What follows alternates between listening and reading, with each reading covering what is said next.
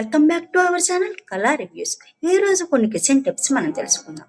ఉదయం లేచింది మొదలు రాత్రి పడుకునే వరకు గృహిణులకు వంటగదిలోనే సగం జీవితం గడిచిపోతుంది.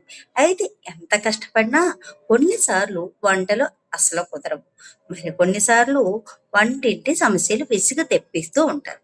కానీ స్మార్ట్ గా ఆలోచిస్తే ఎంతటి పెద్ద సమస్యనైనా చిటికెలో పరిష్కరించవచ్చు.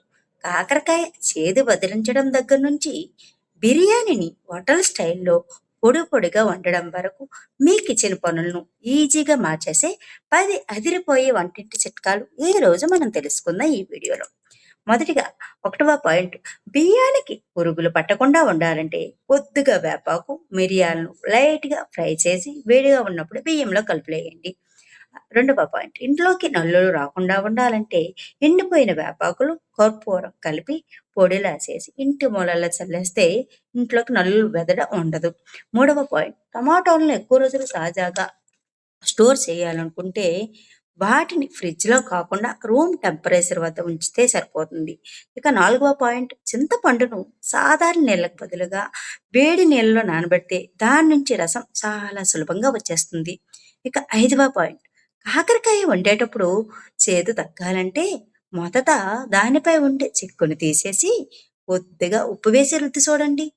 ఇంకా 6వ పాయింట్, కొబ్బరి పాలు పిండేటప్పుడు జల్లెడకు బదులుగా వేడి నీళ్ళలో నానబెడితే దాని నుంచి రసం చాలా సులభంగా క్లాత్లో పిండితే సులభంగా మనకి వాటర్ వచ్చేస్తుంది.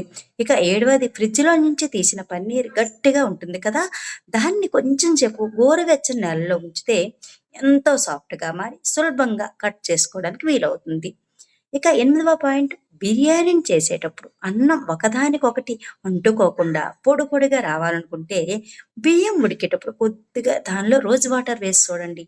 ఇక 9వ పాయింట్, అల్లం వెల్లుల్లి పేస్ట్ను ఒకే పెద్ద డబ్బాలో కాకుండా చిన్న చిన్న బాక్సుల్లో స్టోర్ చేసుకుంటే దాని ఫ్లేవర్ అస్సలు మిస్ కాకుండా ఎల్లప్పుడూ ఫ్రెష్గా ఉంటుంది. ఈ చిట్కా మీకు నచ్చితే ట్రై చేయండి. ఇక 10వ పాయింట్ ఏంటంటే, పాస్తాను ఉడికించేటప్పుడు నీళ్ళలో కొంచెం సాల్ట్ వేస్తే పాస్తా ముక్కలకు ఉప్పు పట్టి టేస్ట్ చాలా బాగుంటుంది. ఇలాంటి చిన్న చిన్న జాగ్రత్తలు మనం పాటించడం వల్ల వంటింటి పనులను చాలా సులభంగా స్మార్ట్గా ముగించుకోవచ్చు. అయితే ఈ చిట్కాలు మీలో చాలా మందికి ఉపయోగపడతాయని అనుకుంటున్నాను. ఇందులో చాలా మందికి ఈ చిట్కాలు తెలిసి ఉండొచ్చు. మీకు ఈ చిట్కాల్లో ఏ చిట్కాలు తెలుసో కామెంట్ చేయండి. అలాగే ఈ చిట్కాలు ఎంతవరకు తెలియని వారికి ఉపయోగపడ్డాయో కూడా కామెంట్ చేయండి. ఈ వీడియో కానీ మీకు ఉపయోగపడిందని అనుకుంటున్నాను. ఈ వీడియోపై మీ అభిప్రాయం ఏంటి కామెంట్ చేయండి, లైక్ చేయండి. మన ఛానల్ని సబ్స్క్రైబ్ చేసుకొని లైక్ చేసి షేర్ చేయండి.